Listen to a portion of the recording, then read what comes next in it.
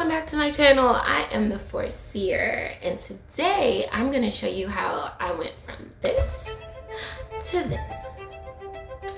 So apparently there's this product that's been around for a little while that has been said to be able to revolutionize your wash days and to make your styling so much easier. This product, as we now know, is the Revair. Now, I am a rule breaker. I broke a lot of rules. I break a lot of rules when it comes to my hair. And if you've been following me for a while, you know that I do use heat to keep my ends stretched, right? So a while back, earlier on in my making video days, I got this wonderful comment from, let's see, Joshua Shui. That's a hard one to say. But it kind of rolls off the tongue. Okay. Joshua Shui asked if I've ever tried the Revair blow dryer instead of flat ironing my hair. I'm curious if you could use the dryer instead. Well, Joshua Shui, I too had those same questions. I too carried those same questions for the 5 years I've been locked, but I did not get the Revair because the thing is like $400, and I guess I just really didn't see a need for it at the time because everything was fine. My hair was shorter. It was pretty easy for me to style and stretch my hair. Well, a couple years ago, I went to go visit my cousin in Chicago, right? She's from a city in the Midwest, best city in the whole wide, wide world. And, you know, she's from a city in the Midwest, best city in the whole wide, wide world. City in the whole wide world. She got kudos if you know. Big props if you know where that's from. So I was with her and she was having a baby shower, so I did her hair for her. I blew it out with her Revair, and I was like, okay, I see this. My cousin has very thick, very long natural hair. I think her hair is probably like, I don't know, blend of like 4A and 4B, I would say. But I got through her hair so quickly, so I wasn't sure whether or not I was going to try it myself, but at least I got to see whether or not the thing did what the thing said it was gonna do. So even though the Revair was amazing on her, I still could not justify the price. So I still didn't get the Revair. I typically do not blow dry my hair because it doesn't stretch my ends, right? It actually makes my ends shrink up on each other, and it creates more issues than relief or assistance. So to stretch my ends, I'll typically band my hair after I wash it. I'll band to knot my hair, or I'll put it in rollers. But since it's reached so long, it takes a very long time for my hair to dry. So I was kind of getting tired of the banding and the tension from the rollers, and I was just like, okay, I think I'm gonna get myself a $400 Christmas gift. So I got myself the Revair to ask myself the same question Joshua Shay gave me many years ago. Can the Revair replace my blow dryer? So today we are actually gonna figure out if it can replace it, all right? So I have just washed my hair, and these clips I'm gonna plug in because I'm getting ready to prepare my hair for retightening. It's time to retighten my hair. So I like to wash my hair before I retighten it. And I washed my hair, I got the Revair, so we're gonna try it out. So I plugged in my Revair, and I recorded the whole thing, but y'all, I had a hard time in the beginning because like they had 2 on buttons. I'll get to that in another video. This is really just what it did for my hair, but it took me a second to find my flow. So I'm just gonna be using clips from, I think I was about halfway done by the time I kind of got my bearings. You'll notice that I'm tugging at the ends of my hair, and I'm removing knots and buds from the ends. I do this in preparation for my retightening because my locks are so small that I need to make sure that the ends of my locks can fit through the root, right? Now, if there's a big bulb at the end of my lock, I'm not gonna be able to pull it through when I'm doing my retightening, right? I'm not gonna be able to pull the end of the hair through to retighten. It's gonna cause tension, unnecessary tension in my hair, It hurts, and that's just not the way I do things. So you'll notice that I'm pulling, and it also keeps my ends loose, which is, it looks good. So I will go through and just pull out anything that could result in any of that budding that I don't want to see on the ends of my hair when I'm going through and retightening. So while trying to retighten my tiny locks with bulbs at the end of it is very difficult, using the Revair was super easy once I got my bearings. So here are my 4 takeaways from using the Revair. Number 1, it took me less than an hour to dry my hair. I'm gonna repeat that. It took me less than an hour to go from wet hair to straight hair. Never in my 4-year years have I been able to get my hair dry that fast. Never. So that was a big win. As a loose natural, it would take me about 2 hours just to blow dry my hair if I was going to do a blowout. That's it. 2 hours minimum. That was a big takeaway. I did notice that it does work best when my hair is actually very wet, right? So there were a couple times throughout the drying process that I did have to add moisture back into my hair so it would actually make my ends very, let me show you. Did a pretty good job, right? Okay, so number 2, it definitely stretched my hair. I went from wet to dry, and I saw about a 4-inch difference between my hair when it was wet and my hair when it was dry. So it did stretch my hair. I really, really appreciate that because a regular blow dryer on my locks could never. No, it does the opposite to my hair. Regular blow dryers make my hair stiff and short, okay? So that was a huge win. Number 3, I had no problem using it with my hair being in some places 30 inches or more. I had no problem. I had no problem with that big old hose sucking up my hair, and it didn't get stuck, or it had no problem navigating 30 inches of hair. Pause for applause. There is another section. I did have to use small sections. I did have to use small sections when blow drying it because my hair is too thick for it. I mean, it's a small nozzle, guys. I couldn't do this, but I could do this. So that's what I did. Not a problem, just an observation. And then number 4, if my hair was freshly retightened, I would not have minded the powerful tension, because that thing, it goes super hard. If my hair was super tight at the roots, I wouldn't have a problem with that suction. So to mediate that, at first I was holding the roots and then letting it, glide. But I just turned it on a lower setting and did the rest of the hair, and it worked just fine. Like I said, an hour to completely dry my hair. My low porosity hair. That's a win. We're gonna get into that in this section, actually. The question of the hour. Oh, I'm not gonna get to low porosity hair. I'm getting to low porosity hair in the back. So the question of the hour is, can my Revair replace my flat iron?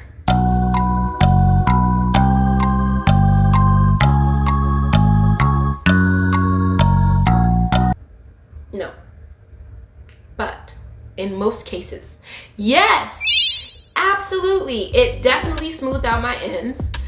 There were still a few little bumps. You saw me pulling them out, but that was a non-issue. I mean, I would have to do that regardless. I have to do that anytime I dry my hair. So that was a non-issue.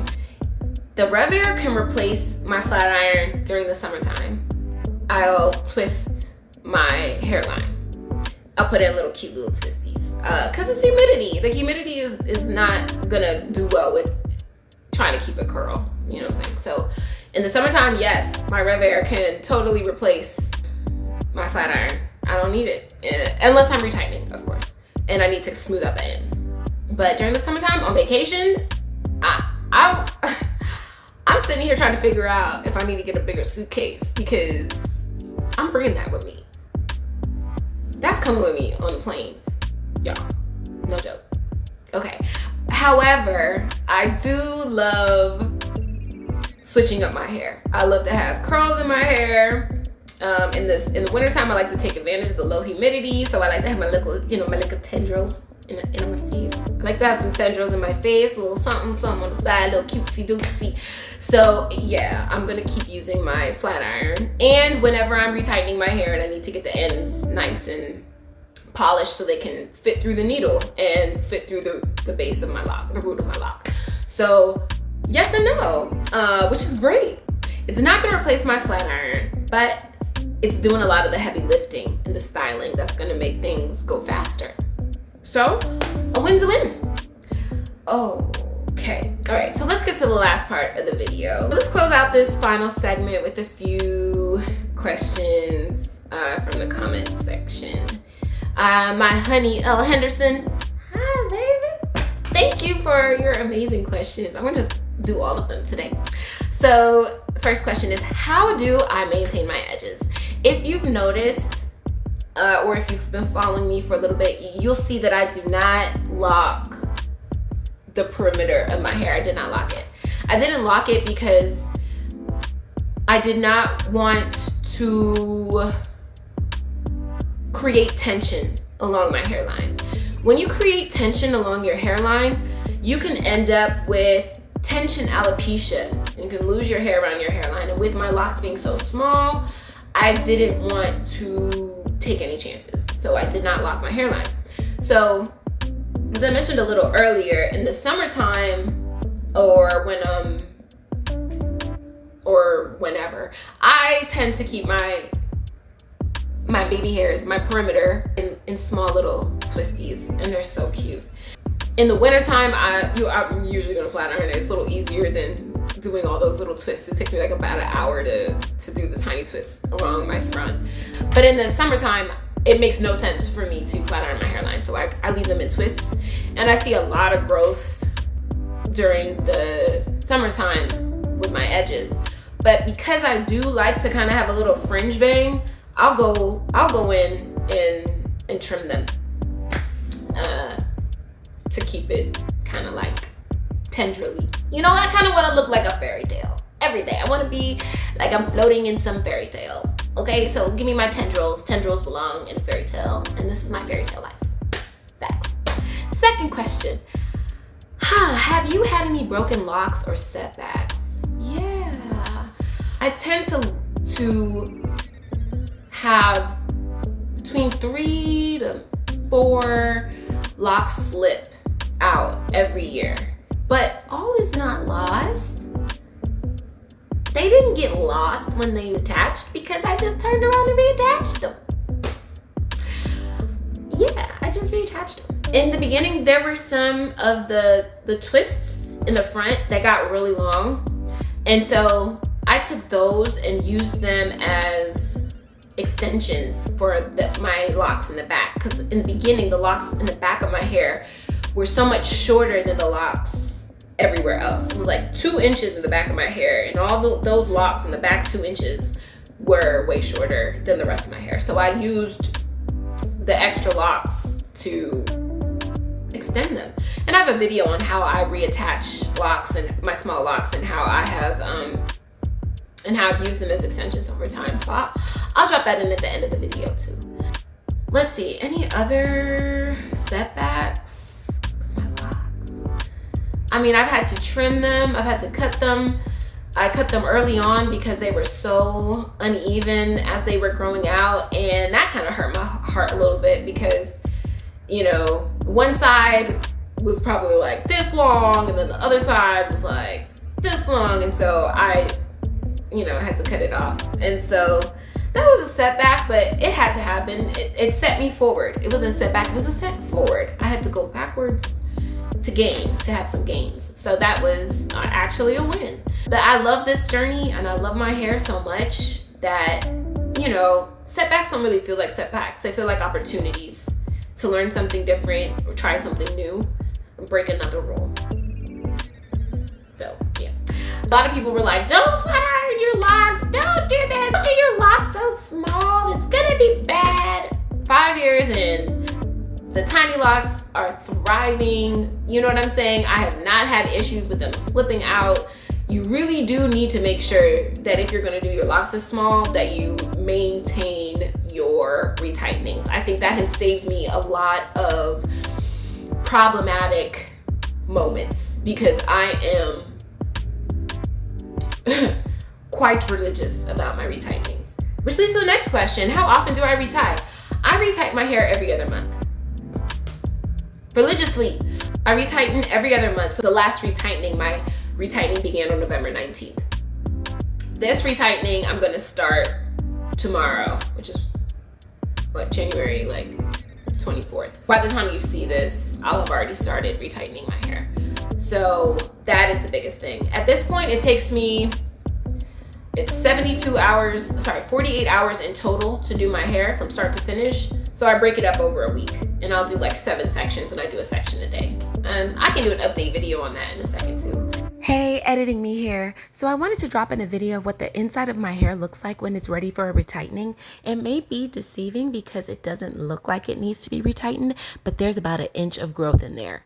Never skip a retightening. Without further ado. You look at this woman. She appears to have lost all of her teeth. She died sometime after she turned 50. She's quite old. She's frail. She's old.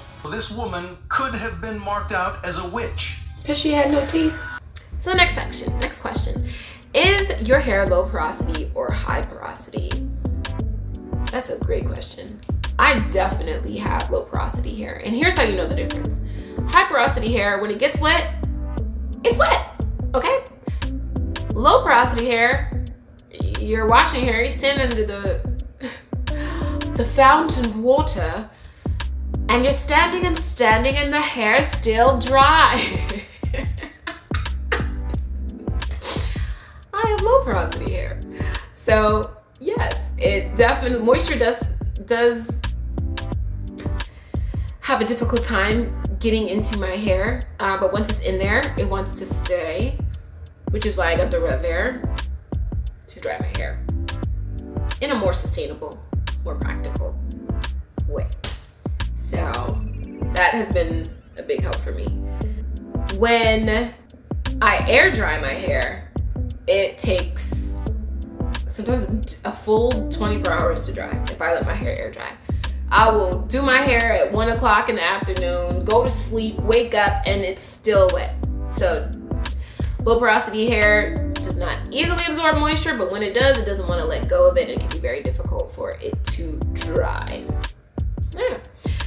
All right. And then you want to see Mr. Marley, man?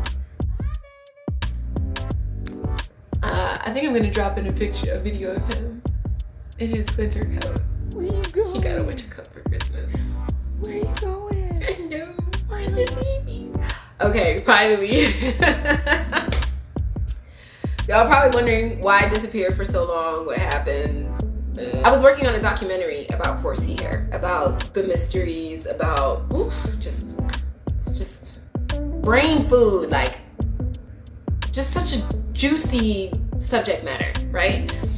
Unraveling the mysteries of 4C hair. So I was working on this documentary. I was doing the closing. I was actually on the last chapter of the last section of the documentary, and everything crashed and I lost everything. And it was almost done. Right? So I was mad, and it took moments for me to, I am a Leo. I am multiple fire signs. I was heated, and I just had to let that simmer. I had to let it simmer and then cool out. And once that happened, I was like, oh, well, let me turn my script for this documentary into a book. Tons of more information and detail.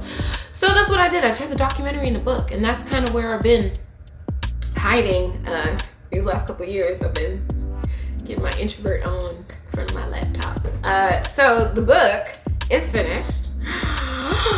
And it's, of course, an extension of what the documentary was going to be. It basically dives into the question of what if everything we've been taught about 4C hair is wrong? And what if there's a lot more to our coils than the negative press that they get all the time? Okay, there's so many negative words relating to our type of hair to describe it, and it's made so many of us, so many generations, like ashamed of the natural, beautiful coils that rise from our crowns. And so I believe that all of this 4C hate was designed to keep a great mystery a secret. And so I dove into it, right? So in Unraveling the Mysteries of 4C hair, I compare our tight coils, the tight coils of 4C hair, to the tight coils in nature, in technology, and in ancient history. So we'll explore the coils in electricity, we'll travel to ancient historic sites, and we'll take a look at the locks and braids and 4C hair inscribed on the walls and drawn and carved into statues. We're even gonna answer the question, does 4C hair harness electricity? This is basically my love story to 4C hair. And I'm gonna dive into some of the research that I found in future videos, but I think you're really gonna love it. There's so many truth bombs in it. Without further ado, thank you for spending this time with me. Thank you for all of your wonderful suggestions and comments. And I just want you to know I'm amazed. I'm amazed by your beautiful crown of hair, whether it's loose, straight, braided, locked, weaved, whatever. I love it. You're beautiful. Okay? Okay. I love you. Bye-bye. Thank you for the like and subscribe. Bye.